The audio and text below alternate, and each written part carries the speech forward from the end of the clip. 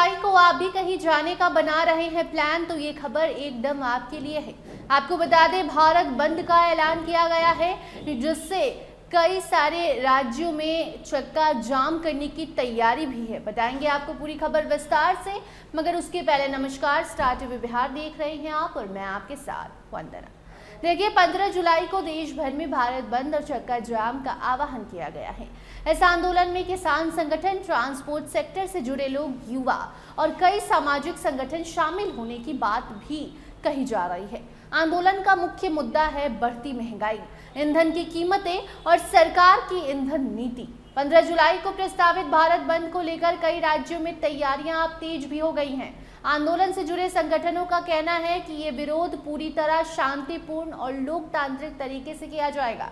लोगों से अपील भी की गई है कि वो कानून व्यवस्था का पालन करते हुए आंदोलन का समर्थन करें और शांतिपूर्ण तरीके से इस आंदोलन को 15 जुलाई को करने को कहा गया है।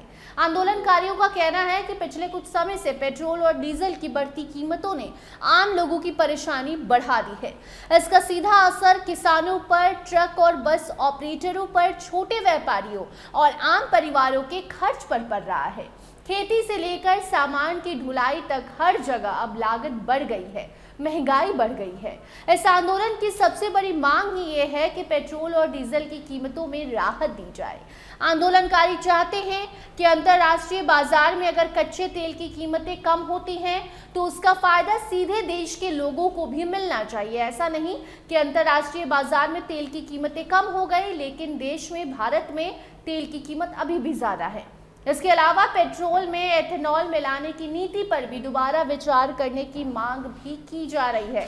आंदोलन से जुड़े लोगों का कहना है कि इस नीति को लेकर लोगों के बीच कई सवाल हैं, इसलिए सरकार को उस पर खुलकर चर्चा करनी चाहिए।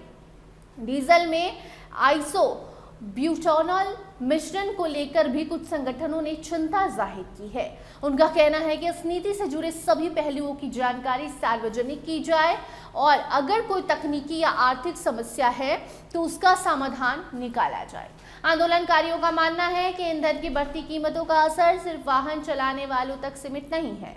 जब डीजल और पेट्रोल महंगे होते हैं तो खेती की लागत बढ़ती है, ट्रांसपोर्ट महंगा होता है और रोजमर्रा की जरूरतों की चीजों के दाम भी बढ़ जाते हैं। इसका बोझ आखिरकार आम जनता पर ही पड़ता है।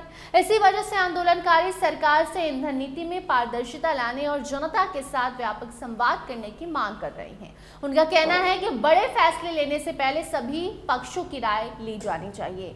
भारत बंद के दौरान कई जगहों पर चक्का जाम और प्रदर्शन किए जाने की भी संभावना जताई गई है।